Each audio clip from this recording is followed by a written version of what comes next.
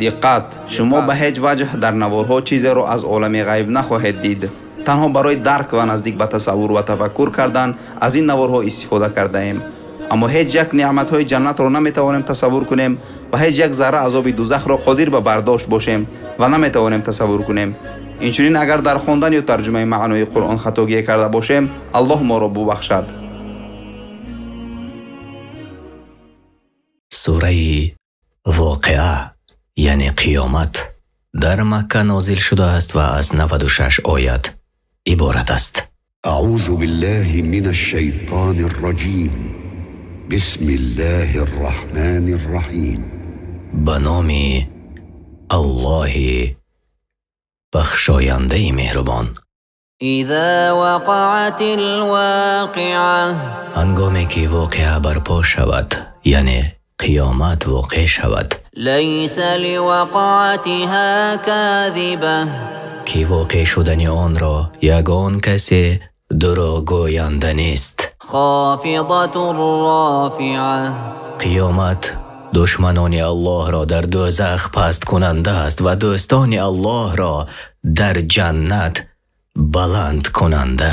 إذا رجت الأرض رجا он гоҳ ки замин ба сахтӣ биларзад وبست الجبال بسا ва кӯҳҳо ба пуррагӣ реза реза карда шаванд, فكانت هباء منبثا ва чун ғуборе дар ҳаво пароканда гарданд. وكنتم أزواجا ثلاثة ва шумо эй мардум се гурӯҳ хоҳед шуд. فأصحاب الميمنة ما أصحاب الميمنة пас гурӯҳи рост соҳиби ҷойҳои олиянд. чӣ хуб аст ҷойгоҳашон. وأصحاب المشأمة ما أصحاب المشأمة ва гурӯҳи чап соҳиби ҷойҳои пастанд. чӣ бад аст ҳолашон. والسابقون السابقون ва пешсафон сӯи хубиҳо дар дунё, онҳо пешсафон сӯи дараҷаҳо дар охират мебошанд. касоне ки дар дунё дар анҷом додани корҳои хуб пешсафанд, дар охират пеш аз ҳама вориди ҷаннат мешаванд. أولئك المقربون инҳо муқаррабони даргоҳи илоҳӣ ҳастанд, наздик карда шудагонанд дар назди Аллоҳ. في جنات النعيم дар биҳиштҳои пурнозу неъмат хоҳанд буд. ثلة من الأولين дохил мешавад ба ҷаннат гурӯҳе аз пешинёни ин уммат ва умматони дигар. وقليل من الآخرين ва шумораи андаке аз пасомадагон ҳастанд. على سرر موضونة бар тахтҳои гавҳар нишон хоҳанд нишаст. متكئين عليها متقابلين такя зада рӯ ба рӯи якдигар нишаста бошанд. يطوف عليهم ولدان مخلدون бар гирди онҳо мегарданд. барои хидмати онҳо писарони ҳамеша ҷавон ки пир намешаванд ва намемиранд. بأكواب وأباريق وكأس من معين бо қадаҳҳову кӯзаҳо ва ҷомҳое аз шаробе ки дар ҷаннат ҷорист. لا يصدعون عنها ولا ينزفون ки аз нӯшидани он сардард нашаванд ва на аз ҳуш мераванд. وفاكهة مما يتخيرون و این خادمان برای جنتی ها بیارند هر نوع میوه را که می خواهند ولحم طیر مما یشتهون و گوشت پرنده از هر نوعی که پیسندشان باشد وحور عین كأمثال اللؤلؤ المكنون و برای آنهاست حورانی زنان شهل و چشم مانندی مرواریدهای در صدف پنهان کرده شده جزاء بما كانوا يعملون این همه نعمت‌هایی که برایشان داده می شود مکافات عمل‌های نیک است که در دنیا می کردند لا يسمعون فيها لغوا ولا تأثيما در جنت نه سخنی بیهوده می شنوند و نه حرفی که گفتن آن گناه باشد إلا قيلا سلاما سلاما جو سخنی که سالم از این عیب‌ها باشد و به یکدیگر سلام گویند وأصحاب اليمين ما أصحاب اليمين و اهل سعادت چی بزرگ است مکان و پاداش آنها في سدر مخضود وطلح منضود در زیر درختان سیدری بخار و درختان موز یعنی بنان که میوه هایشان بر یک دیگر چیده شده اند وظل ممدود وماء مسكوب و سایه دائمی و آبی جاری وفاكهة كثيرة لا مقطوعة ولا ممنوعة و در میان میوه های فراوان هستند که نه تمام می شود و نه منع می گردد وفرش مرفوعة إنا أنشأناهن إنشاء فجعلناهن أبكارا عربا أترابا و بسترهای بلند ما بیافریدیم زنهای اهل جنت را غیر آفرینشی که در دنیا بودند یعنی آفرینشی کاملی که نابود نمی شوند و آنان را دوشیزه یعنی بیکر گردانیدیم نزد شوهران دوست دارنده همسن و سال لأصحاب اليمين ثلة من الأولين همه این نعمت‌ها برای اهل سعادت است گروه بسیاری از پیشینیانند وثلة من الآخرين و گروه زیادی از پس آمدگانند وأصحاب الشمال ما أصحاب الشمال و اهل شقاوت آن بدبختان چی حالی بد دارند في سموم وحميم در باد گرم جهنم و آب جوشانند وظل من يحموم لا بارد ولا كريم در سایه دود سیاه که این سایه نه خنک باشد و نه با عزت إنهم كانوا قبل ذلك مترفين همانا اهل دوزخ پیش از این در دنیا در ناز و نعمت حرام بودند و سرکشی میکردند از آن چیزی که پیامبران برای آنها آورده بودند وكانوا يصرون على الحنث العظيم و همیشه بر گناهی بزرگ یعنی شرک دوامت میکردند و نیتی توبه نداشتند از شرک و گناه. وكانوا يقولون أإذا متنا وكنا ترابا وعظاما أإنا لمبعوثون. و می گفتند آن منکران روز قیامت: آیا زمانی که ما مردیم و خاک و استخوان شدیم آیا باز ما زنده می شویم؟ یعنی به زنده شدن دوباره باوری نداشتند. أو آباؤنا الأولون. آیا پدران نخستین ما نیز زنده می شوند؟ قل إن الأولين والآخرين.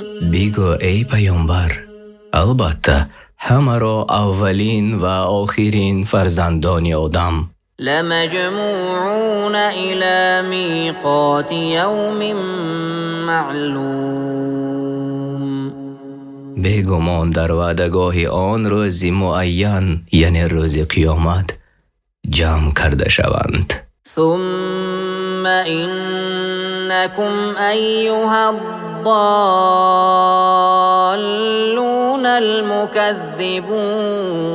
المكذبون. سپس شما ای گمراهان راه هدایت، دروغ شمارندگان وعده و عذاب الله، لآكلون من شجر من زقوم. حتما از درخت زقوم خواهد خورد، یعنی بدترین درخت. فمالئون منها البطون. و شکمهای خود را از آن پر خواهد کرد. فشاربون عليه من الحمیم.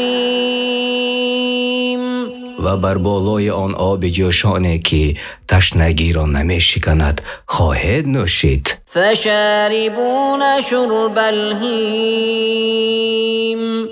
و مانند شتران مبتلا به بیماری تشنگی می نوشید. هذا نزلهم یوم الدین. آن چیزی را که دوچار می شوند از عذاب ضیافت است که تیار کرده شده است برای آنها در روز قیامت. نحن خلقناكم فلولا تصدقون. ما شما را ای آدمان از نیستی به هستی آفریدیم، پس چرا از نو زنده شدن را باور نمی کنید؟ افرأیتم ما تمنون. آیا شما می بینید آنچه آب منی را که می ریزانید در بچه‌دان زن؟ اانتم تخلقونه ام نحن الخالقون. آیا شما آن آب منی را به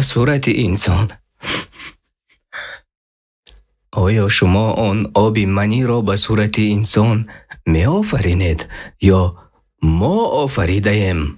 نحن قدرنا بينكم الموت وما نحن بمسبوقين.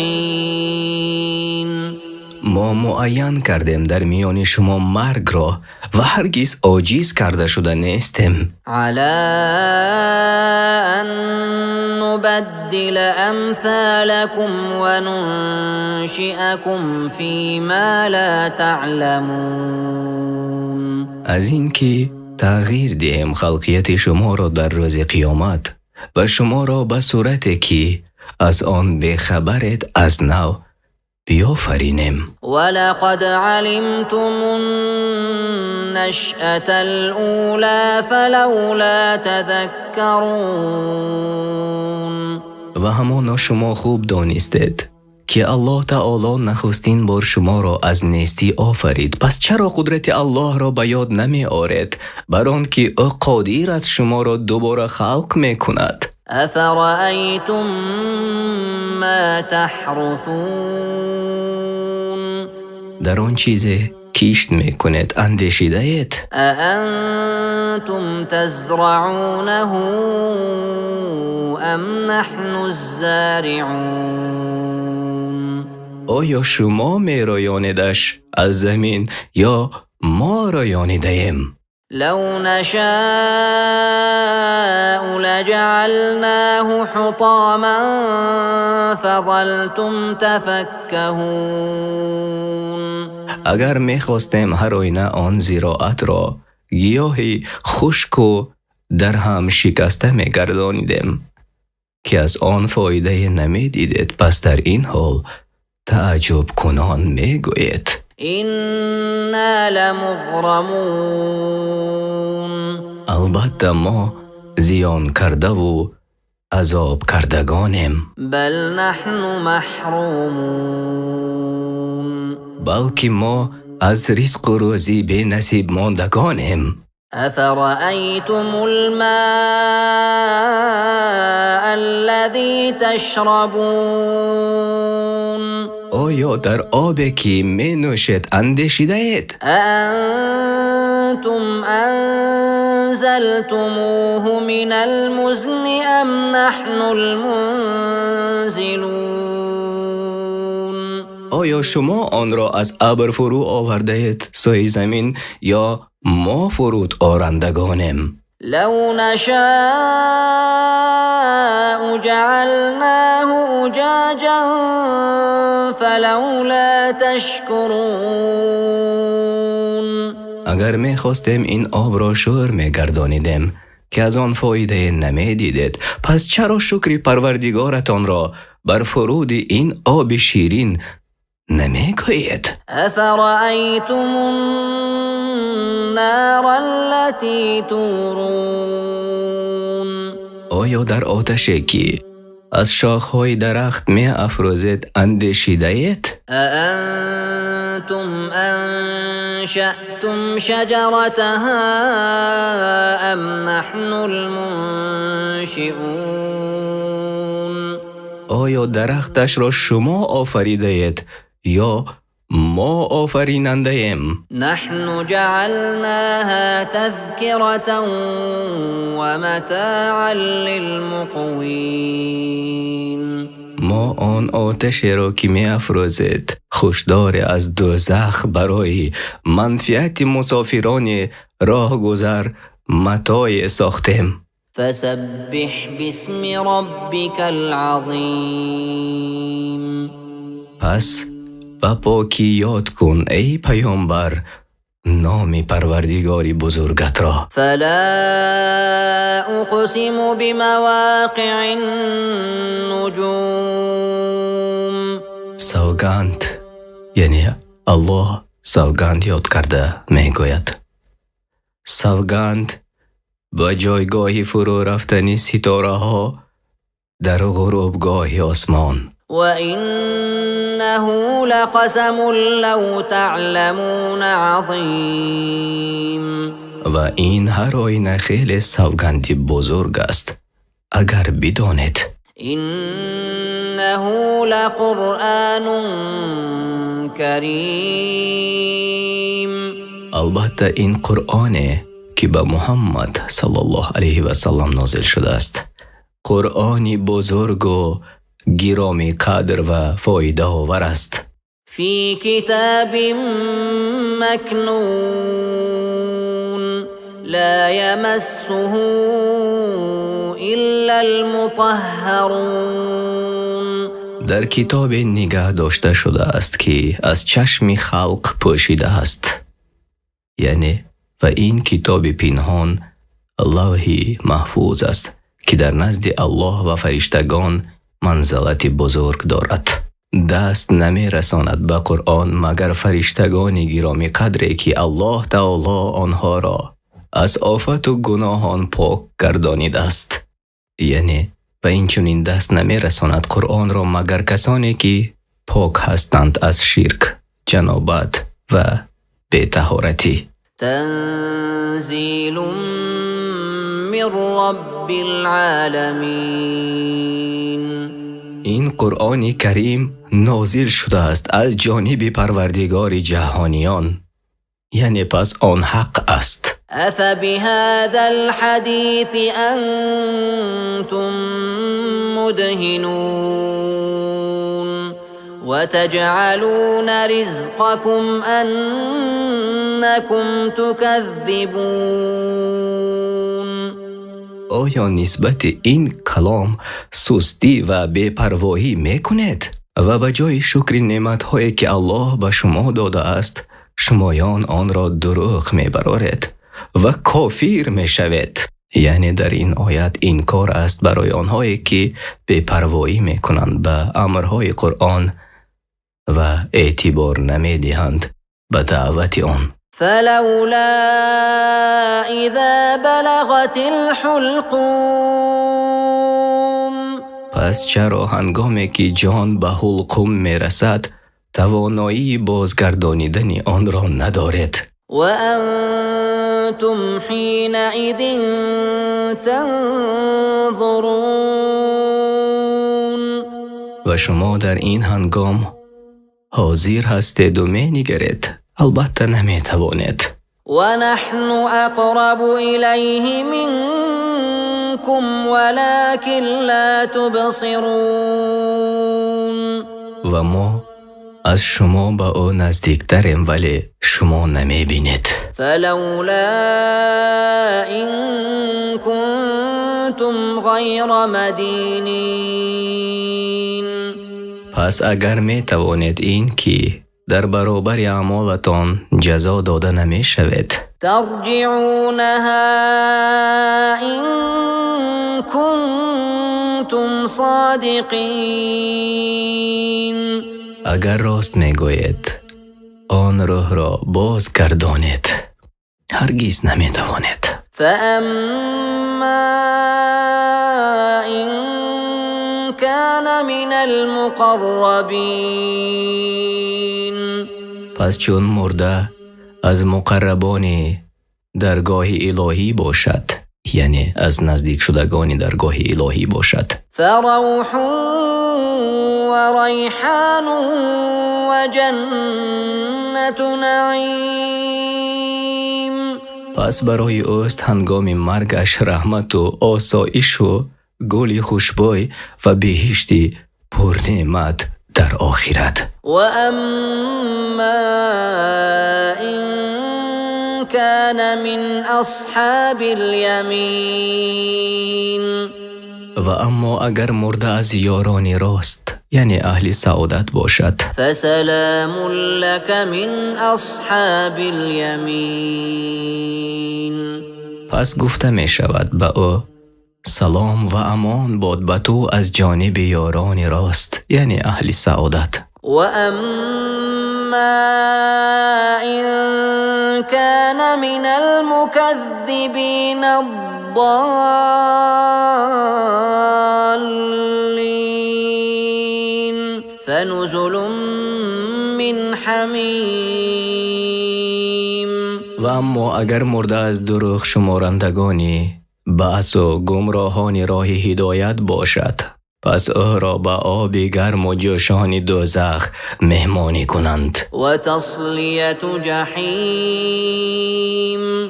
و سرانجام او در افتادن به دوزخ است. إن هذا لهو حق اليقين فسبح باسم ربك العظيم. البته این خبرهایی که ای پیامبر به تو ذکر کردیم همه راست و درست است.